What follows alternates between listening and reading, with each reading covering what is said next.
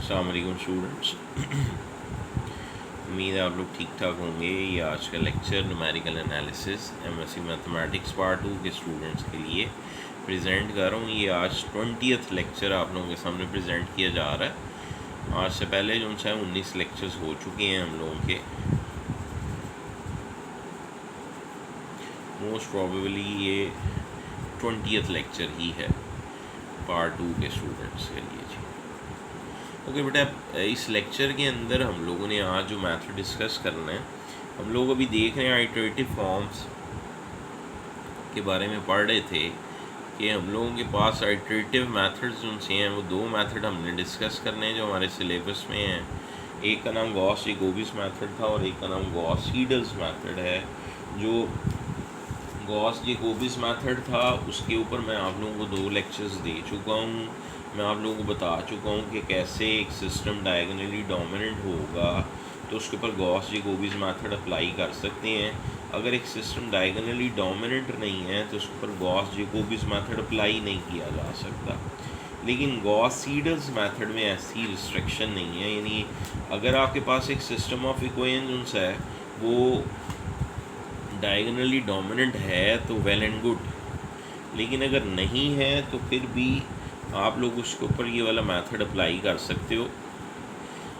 तो आज का जो लेक्चर है वो स्पेसिफिकली आज तो मैंने आप लोगों के सामने ऐसा क्वेश्चन ही प्रेजेंट करना है जो कि डायगोनली डोमिनेंट है था या होगा, तो उसके ऊपर ये मेथड कैसे अप्लाई होता है।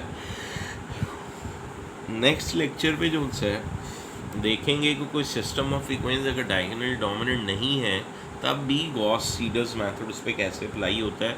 और एक बात आज के लेक्चर की आप लोगों को बता दूं, 99.99% चांस होता है, यानी होपफुली 100% ही आप समझ लें कि ये मेथड से रिलेटेड एक क्वेश्चन आपके फाइनल पेपर्स में मस्ट आएगा। तो ये एक एक्सपीरियंस आपके साथ शेयर कर रहा हूँ जो लास्ट 10-12 सालों से हम लोग पेपर्स को देख रहे हैं न्यूमेरिकल एनालिसिस के, उसके हिसाब से आपको बता रहा हूँ। न्यूमेरिकल एनालिसिस के एग्ज़ाम्स में कुछ जो मेथड्स हैं वो एवरग्रीन मेथड्स कहलाते हैं, उन्हीं में से ये एक मेथड है। तो आए गॉस-सीडल मेथड को देखते हैं। जब आपके पास कोई सिस्टम ऑफ इक्वेशंस आएगा, आपने उसके ऊपर बेटा गॉस-सीडल्स मेथड अप्लाई अगर करना है तो सबसे पहले उसकी आइटरेटिव फॉर्म लिखनी है। अगर ये डायगोनली डोमिनेंट है तो बड़ी अच्छी बात है, अगर ये डायगोनली डोमिनेंट नहीं भी है तब भी खैर है, आपने इसकी आइटरेटिव फॉर्म लिखनी है। अच्छा, अगर ये डायगोनली डोमिनेंट है तो हमने तो आज वही क्वेश्चन देखना है जो डायगोनली डोमिनेंट है। अगर नहीं है तो फिर उस नेक्स्ट लेक्चर में बताऊंगा कि अगर नहीं है तो फिर क्या करना है। फ़िलहाल बाय गॉस-सीडल्स मेथड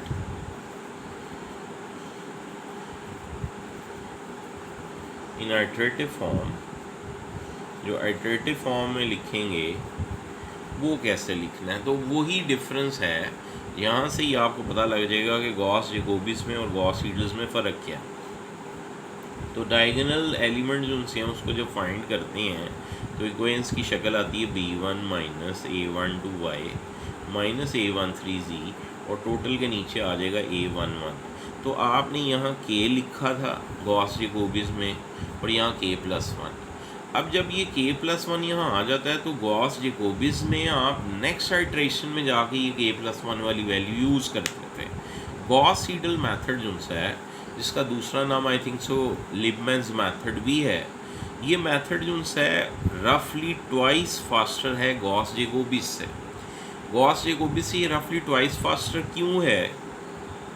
क्योंकि इसके अंदर ये जो इसी आइट्रेशन के अंदर xk+1 का आंसर आया है, इसको इसी नेक्स्ट इक्वेशन के अंदर हम यूज़ करने वाले हैं। y की जब वैल्यू निकालेंगे तो y की वैल्यू निकाल के इक्वेशन की शक्ल आएगी b2 माइनस a21x और फिर माइनस a23z और टोटल के नीचे आ गए a22। तो बेटा यहाँ आप लोग k लिखेंगे क्योंकि अभी तक z तो निकला नहीं है, लेकिन ये k+1 यहाँ यूज़ होगा और फिर yk+1 आएगा। इसका मतलब है जो गॉस-जैकोबियन मेथड था उसमें राइट हैंड साइड पे सिर्फ k लिखा जाता था, लेफ़्ट साइड पे k+1 होता था।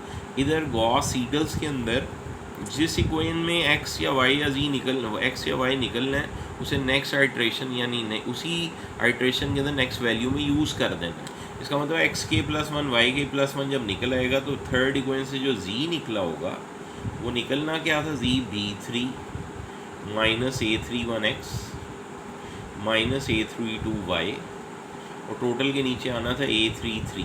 तो यहाँ के प्लस वन और के प्लस वन यानी ये दोनों जो निकले होंगे वो यहाँ यूज़ करने हैं, तब जी के प्लस वन आएगा। इसका मतलब ये डिफरेंस है गॉस जैकोबियन मेथड में और गॉस सीडल्स मेथड में कि यहाँ आपने उसी स्टेप के अंदर जो कैलकुलेटेड वैल्यू एक्स या वाई की हैं उसको आपने यूज़ कर जाना है और फिर उसके बाद आगे आपने वही इनिशियल अप्रॉक्सीमेशंस चूज़ करनी है, या तो आपने 0 0 0 चूज़ करना है या फिर आपने 1 1 1, ये स्टैंडर्ड इनिशियल अप्रॉक्सीमेशंस कहलाती हैं, इनको आपने चूज़ करना है। तो यूँ ये गॉस सीडल्स मेथड अप्लाई होगा और इसकी शेप बता रही है कि ये फास्टर होगा गॉस जैकोबियन मेथड से, और कितना फास्टर होगा उसको ऑब्ज़र्व करने के लिए मैं आपके सामने वही क्वेश्चन सॉल्व करने जा रहा हूँ जो इससे पिछले प्रीवियस लेक्चर के अंदर गॉस जैकोबियन मेथड के थ्रू सॉल्व किया था। और जहाँ तक मुझे याद है 15वां और 16वीं यानी 15th एंड 16th आइट्रेशन पे जाके तो आंसर मैच कर गए थे। अब यहाँ हमने देखना है कि कितनी आइट्रेशन पे जाके तो क्वेश्चंस के जो आंसर्स हैं वो मैच करेंगे। क्वेश्चंस की equation x plus two y plus z is equal to 3 है, 5x plus y plus z is equal to -3 था, और थर्ड इक्वेशन थी x plus y plus 3 z is equal to 1। ये मेरे पास एक सिस्टम ऑफ इक्वेशंस है और मैंने आपसे कहा था ये डायगोनली डोमिनेंट बन सकता है। इन डायगोनली डोमिनेंट फॉर्म पहले से लिखेंगे, डोमिनेंट फॉर्म। वो डोमिनेंट फॉर्म कैसे बनेगी डायगोनली डोमिनेंट की, सेकंड इक्वेशन फर्स्ट रो पे चली जाएगी फर्स्ट वाली इक्वेशन की जगह, और फर्स्ट वाली जो थी अब सेकंड बन जाएगी इज इक्वल टू 3, और थर्ड वाली एज इट इज़ रहेगी। तो ये आइट्रेटिव फॉर्म में अब मैं लिखने लगा हूँ, मैं राइट साइड पे इस तरफ करके लिख देता हूँ। बेटा इससे x निकालोगे एक्स के प्लस वन तो आएगा -3 माइनस वाई के माइनस जी के ओवर 5। जब आपने यहाँ से y निकालना है, वाई के प्लस वन निकालते हुए 3 माइनस एक्स के प्लस वन यूज़ हो जाएगा यहाँ पे, और फिर माइनस जी के आएगा और टोटल के नीचे 2 आएगा, और z के प्लस वन जब निकालोगे तो 1 माइनस एक्स के प्लस वन भी यूज़ होगा, y के प्लस वन भी यूज़ होगा, नीचे 3 आएगा। तो ये आइट्रेटिव फॉर्म मैंने लिख दी है। अब आप लोगों ने जो इनिशियल अप्रॉक्सीमेशन इनिशियल गैस है उसको यूज़ करना है। मैं यहाँ इनिशियल गैस को ले रहा हूँ x not y not z not को 0 के बराबर। कैलकुलेटर का काम स्टार्ट हो गया। आप लोगों ने x1 y1 z1 लिखना है। बेटा मैं अब डायरेक्ट लिख रहा हूँ, आप लोगों को मैंने बता दिया। चलें एक वैल्यू मैं लिखता हूँ इसकी पहले कि x1 क्या आएगा, x1 आएगा -3 minus y naught minus z naught over 5। देखो ये तो 0 0 0 लिया हुआ है, तो ये -3 और 5 आएगा -0.6। यही वैल्यू आई थी गॉस जैकोबियन के अंदर भी x1 की, लेकिन y1 की वैल्यू अब चेंज हो जाएगी। बिकॉज k की जगह 0 लगाएंगे तो यहाँ आएगा 3 minus x1 minus z naught over 2। अब आपने जो x1 की वैल्यू वो यहाँ कैलकुलेट करके यहाँ लिखनी है। तो अब मैं ये कैलकुलेटर पकड़ ली, मैं वैल्यूज़ बता रहा हूँ। 3 प्लस ज़ाहिर माइनस माइनस प्लस हो जाएगा, 3 प्लस 0.6 आगे जी नॉट वो 0 है, 2 पर डिवाइड किया तो आंसर मेरे पास आ रहा है 1.8 करके। और z1 जब लिखना है तो बेटा वो 1 minus x1 minus y1 over 3, यानी ये दोनों वैल्यूज़ अब यहाँ यूज़ हो जानी है। तो 1 माइनस किया तो 1 प्लस 0.6, कैलकुलेटर साथ साथ मैं यूज़ करूँगा, माइनस 1.8 डिवाइडेड बाई 3। तो ये इसकी वैल्यू आ रही है। और जब इसे राउंड ऑफ करेंगे तो -0.067। जब आपने इसे राउंड ऑफ करना है तो ये आपका आंसर है जो मैंने आपके सामने लिखा है। तो ये फर्स्ट जो आंसर है अप्रॉक्सीमेशंस का वो आपने ऐसे लिखना है। तो याद फिर एक दफ़ा करवा रहा हूँ, -0.067 याद ये करवा रहा हूँ कि जो यही क्वेश्चन आपने गॉस जैकोबियन से किया था तो 16 स्टेप्स लगे थे।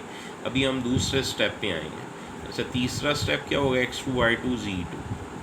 जब आपने x2 निकालना है तो यहाँ 1 1 यूज़ हो जाएगा, -3 minus y1 minus z1 over 5। और ये वैल्यूज़ लिखे मैं अब चेक कर रहा हूँ, -3 minus 1.8 minus minus minus plus हो गया 0.067 और डिवाइड बाय 5। तो ये बेटा इसका आंसर आ रहा है, और राउंड ऑफ करें तो ये आंसर आ रहा है -0.947, -0.947। अच्छा, जब आपने यहाँ इसकी वैल्यूज़ में लिखना है तो अब यहाँ x2 आ जाएगा और यहाँ z1 आ जाएगा, तो 3 माइनस x2 आपने ये निकाला है, तो 3 प्लस 0.947 और माइनस जी नॉट का मतलब माइनस आप लोगों के पास वो प्लस हो गया 0.067 और डिवाइड बाय 2, तो ये मेरे पास आंसर आ रहा है 2.007 करके, ये इसकी वैल्यू आ रही है। अच्छा, उसके बाद जो आपके पास नेक्स्ट नंबर पे Z2 है, अब उसमें x2 y2 दोनों यूज़ होंगे ये वाले, तो 1 प्लस 0.947 और फिर -2.007 और डिवाइड बाय 3 किया, तो ये मेरे पास आ रहा है -0.02 करके। अच्छा, x3 की तरफ चलते हैं, x3 y3 z3। तो बेटा कैलकुलेशन अब देखो मैं इसकी करता हूँ आप लोगों के सामने, x4 y4 z4 भी फाइंड करते हैं। कैलकुलेशन नेक्स्ट स्टेप पे जा रहा हूँ जी। x3 जो सा है उसकी दफ़ा -3 माइनस y2 जो सा वो 2.007 और प्लस 0.02 डिवाइड बाय 5, तो बेटा आंसर आ रहा है -0.997 राउंड ऑफ करके, -0.997। अच्छा, और फिर उसके बाद नेक्स्ट कैलकुलेशन में 3 माइनस में ये अब यूज़ हो जाएगी 3 प्लस 0.997 और फिर उसके बाद माइनस जी की वैल्यू तो प्लस 0.02 और डिवाइड बाय आप लोगों ने 2 करना है, तो आंसर आ रहा है 2.008। ये देख लो, ये राउंड ऑफ करें, राउंड ऑफ करोगे तो 5 से पीछे अब इवन नंबर है, इसलिए राउंड ऑफ करके 2.008 आ रहा है। अच्छा, और नेक्स्ट जो वैल्यू है 1 माइनस, तो ये प्लस हो गया 1.997 और माइनस 2.008 डिवाइड बाई 3, बट इसका आंसर आ रहा है -0.004। ये राउंड ऑफ करके आप लोग लिखोगे तो यही आंसर है, -0.004। नेक्स्ट स्टेप की तरफ चलते हैं, x4 की तरफ आ रहा हूँ। x4 है, y4 है, फिर z4 है, उसकी तरफ मैं आ रहा हूँ। तो x4 जो सा है उसकी वैल्यू जो सी है -3 माइनस y3 है जी 2.008 और फिर प्लस 0.004 डिवाइड बाय 5, तो बेटा मेरे पास आंसर आ रहा है -1.0008। जब इसे राउंड ऑफ करोगे तो -1.001 बन जाएगा, बल्कि -1.000 एग्जैक्ट -1 आएगा, एग्जैक्ट बिल्कुल ठीक। इंटरेस्टिंग आंसर, ये ज़रा चेक कर लो सब लोग। इसको राउंड ऑफ करोगे तो 8 से पीछे, बल्कि नहीं, ये यहाँ -1.001 ही आ रहा है, राउंड ऑफ करके यही आंसर आ रहा है -1.001। अच्छा, नेक्स्ट वैल्यू की तरफ चलते हैं। नेक्स्ट वैल्यू जो सी है वो 3 माइनस, आपके पास जो वैल्यू नेक्स्ट नंबर पे है, मैं एक दफ़ा ना इस आंसर को फिर एक दफ़ा चेक करना चाह रहा हूँ। मैं चेक करता हूँ, -3 माइनस y जो आपके पास 3 आया हुआ है वो आपके पास आया हुआ है 2.008।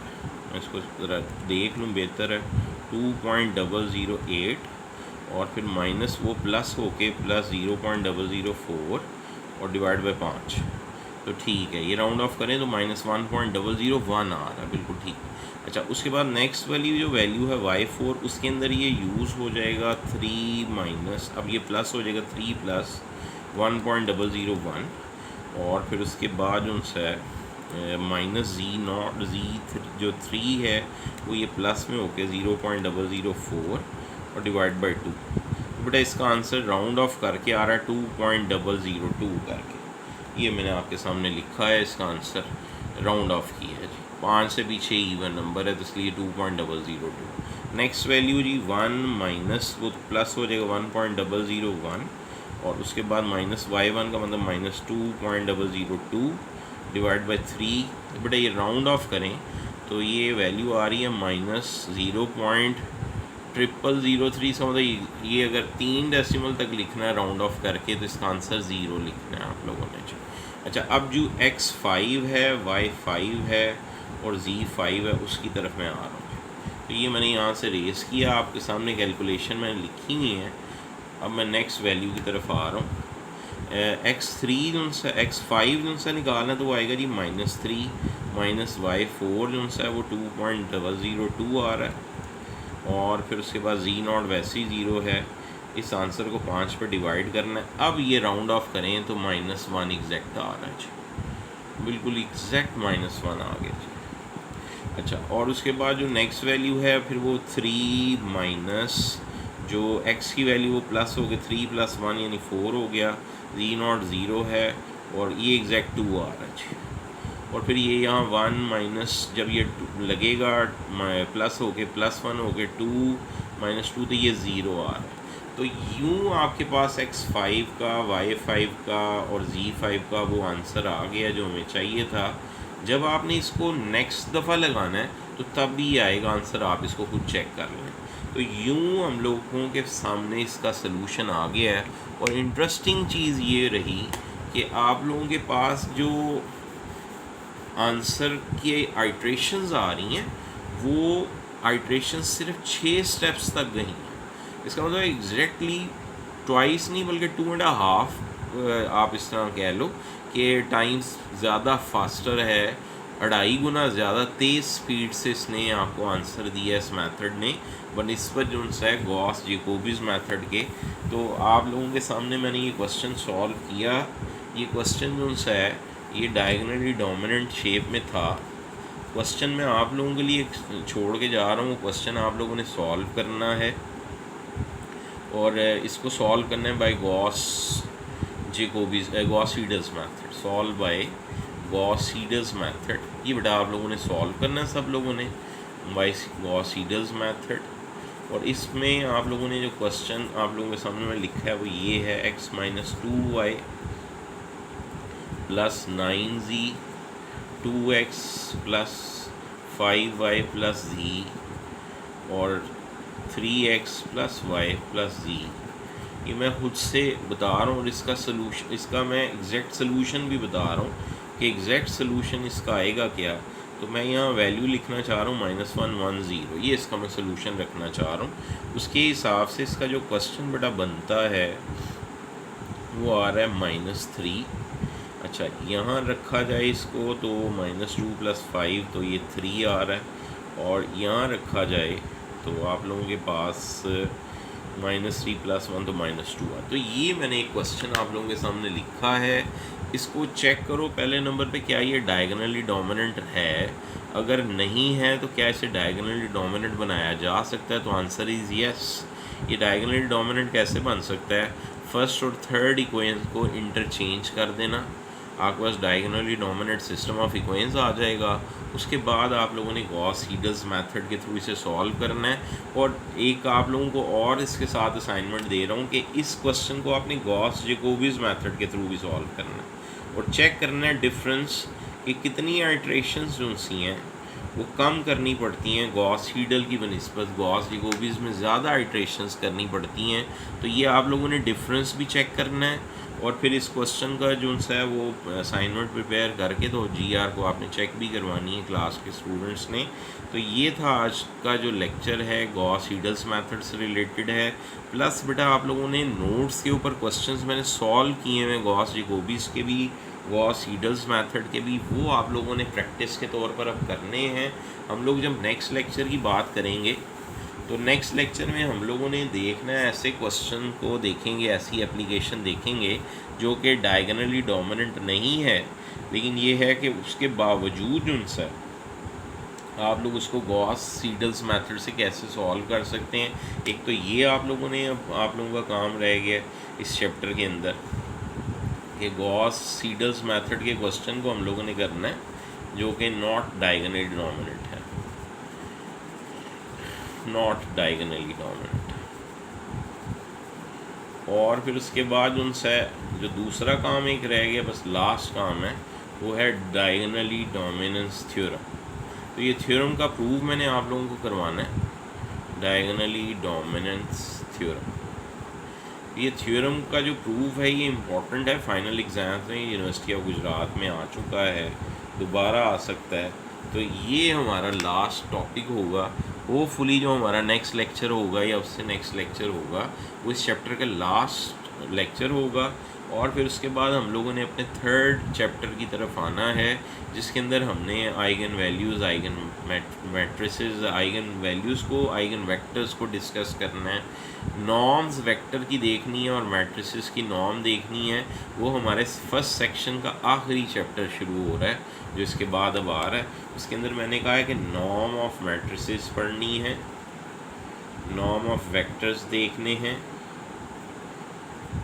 और उसके बाद आप लोगों ने आइगन वैल्यूज़ देखनी है, जो कि दो तरह से आप लोग डिस्कस करेंगे, एक डोमिनेंट आइगन वैल्यूज़ और एक स्मॉलेस्ट आइगन वैल्यूज़। और इसके अंदर हम लोग देखेंगे ये चीज़ें। और एक चीज़ और मैं आज के लेक्चर में ही आपको बता दूं, जैसे गॉस सीडल्स का मेथड का 99.99% चांस होता है फाइनल पेपर्स में आने का। आइगन वैल्यूज़ जिसमें डोमिनेंट या स्मॉलेस्ट आप फाइंड करते हैं, 101% चांस है कि वो पेपर में आएगा। अब 101% चांसेस का मीनिंग आप लोगों को समझ आ जाना चाहिए। जितने भी पेपर आज तक यूनिवर्सिटी ऑफ गुजरात के हो चुके हैं, जब से यूनिवर्सिटी बनी है, न्यूमेरिकल एनालिसिस का कोई पेपर शायद ही ऐसा हो जिसमें आइगन वैल्यूज़ की डोमिनेंट या स्मॉलेस्ट वैल्यू या इससे रिलेटेड जो पावर रैले मेथड इसे कहते हैं, जिसके थ्रू हमने ये जो वैल्यूज़ हैं वो फाइंड करनी होती है, वो ना पूछा गया हो। इसका मतलब मैं आप लोगों को साथ साथ गेस भी दे रहा हूँ कि आप लोगों को जब फाइनल पेपर्स की प्रिपरेशन करें तो किस एंगल से आपने ये न्यूमेरिकल एनालिसिस के पेपर को प्रिपेयर करना है। उसके लिए मैंने आपको हिंट दे रहा हूँ कि एक चीज़ आप लोगों को मैंने गॉस सीडल्स मेथड की बोली है, और अब मैं जो बोल रहा हूँ वो आइगन वैल्यूज़ का है। तो ये एक शॉर्ट पैट क्वेश्चंस हैं जो फाइनल एग्ज़ाम्स में आते हैं। इस वजह से ये चीज़ें अपने पास नोट रखिएगा। लेक्चर की होपफुली समझ आई होगी। फिर इंशाल्लाह बात होगी। टेक केयर, अल्लाह हाफ़िज़।